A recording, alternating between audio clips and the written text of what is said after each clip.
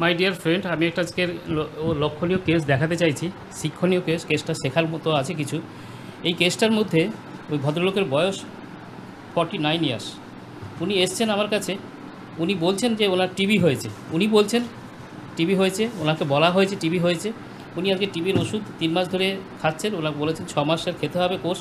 ওনার main সমস্যা হচ্ছে একটা পেছন দিকে একটা ব্যথা আছে, সেনসিটিভ টু টাচ, সঙ্গে ফুল ইমাসিয়েটেড হয়ে গেছেন, আর একটু লোকাসিটি আছে, সঙ্গে একটা লেগ পেন। ওনার হিস্ট্রি অফ হচ্ছে 2020 সাল থেকে একটা স্কিন ডিজিজ হতো, একটা ড্রাইনেস হতো এবং ঠান্ডা দিলে আরাম হতো, এবং সেটা পরে আরজি করে গিয়ে 2024 সালে গিয়ে একটা 23 সালে উনি একটা মলম লাগিয়ে সারাতে হয় এবং খুব ঘন ঘন স্নান করতে হতো, কোল্ডে রিলিফ হতো।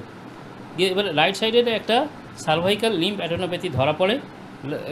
লিম্ফ নোডটা এখানে ফুলে যায়, এই দিকের লিম্ফ নোডটা ফুলে গেছে, এখনও ফোলা আছে এইখানে। তারপরে এফএনএসি করেছেন, এফএনএসি করে ওনারা অনেক কিছু টেস্ট করেছেন, টেস্টগুলো আমি দেখাচ্ছি একটু পরে।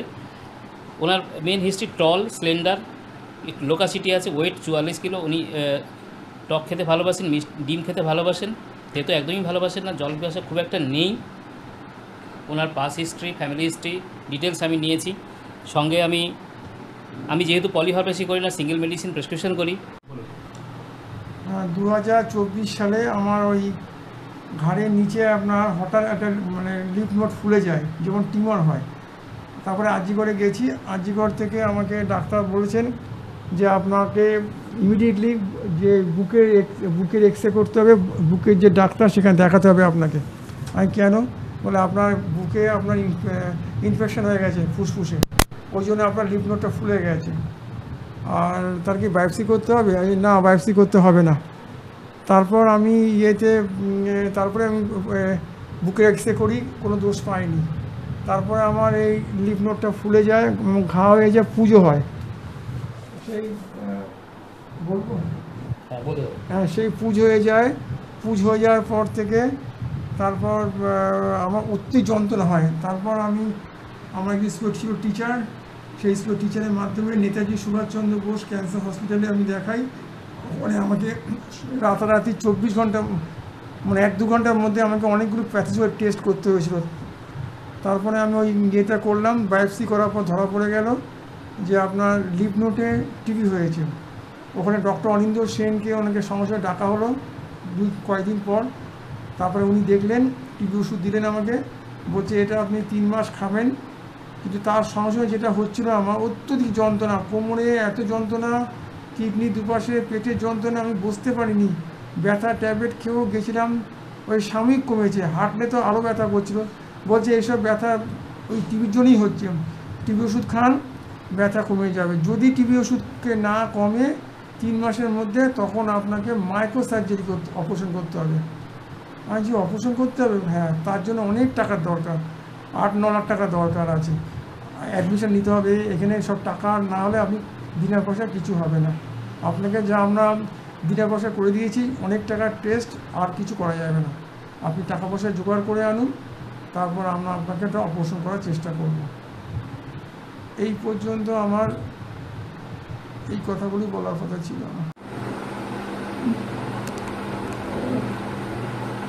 পেশেন্ট দেখুন উঠতে পারছে না, পেশেন্টের কন্ডিশন দেখুন। পেশেন্ট একটু সামান্য চেয়ার থেকে এইটুকু উঠতে গেলে উনি কতটা সময় নিচ্ছে, উঠতেই পারছেন না। এত কষ্ট ওনার, এত যন্ত্রণা ওনার, এত যন্ত্রণা, এত কষ্ট উনি ভোগ করছেন। ডাক্তারবাবুরা কিছু ভাবছেন না ওনাদের জন্য, অথচ টিবির ওষুধ আন্দাজে ক্লিনিক্যালি ডায়াগনোসিস করে টিবি ওষুধ খাইয়ে যাচ্ছেন।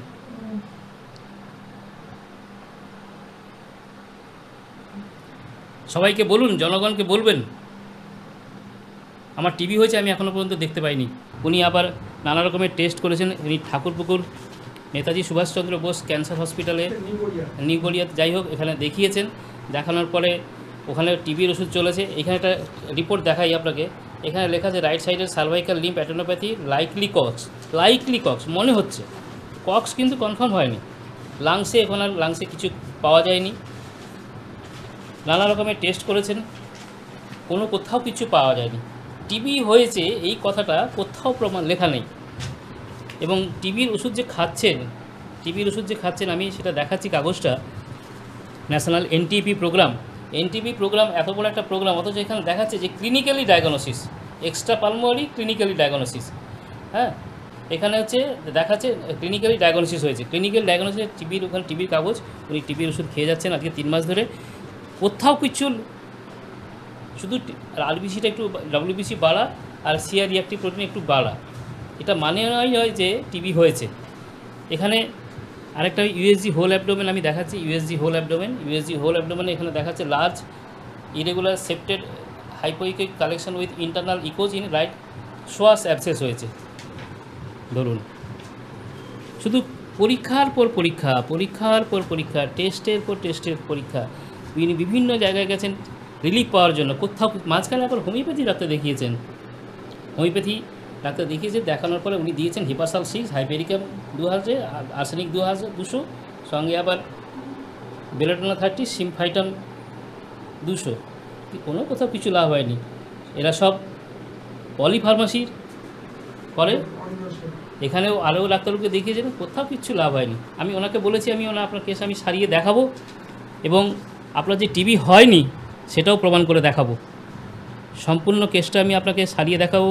উনি এসছেন, ওনাকে ভালো তো করতেই হবে, ওনাকে আমি যেহেতু আশ্বাস দিয়েছি, আশ্বাস তো দিতেই হবে। আশ্বাস না দিলে পেশেন্ট ভরসা পাবে কী করে? যাদের কাছে গেছে এরা শুধু একটা গর্ধব ডাক্তার সব টিবির ওষুধ খাইয়ে যাচ্ছে আন্দাজের বেসিসে, প্রমাণ করতে পারেনি টিবি হয়েছে। এখনও পর্যন্ত আমি দেখতে পেলাম না একটা কাগজ যে টিবি হয়েছে। আমার প্রেসক্রিপশান ওনার জন্য আজকের 14/10/2025 আমার প্রেসক্রিপশান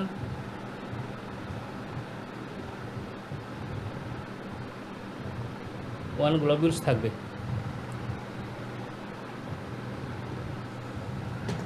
আমি বেশি ওষুধ দেবো না, আমি সিঙ্গেল মেডিসিন প্রেসক্রিপশন করি, হ্যারিম্যানিয়ান প্রেসক্রিপশন করি। আমি কেসটা ওনাকে সারিয়ে আমি দেখাবো, এটা আমার চ্যালেঞ্জ।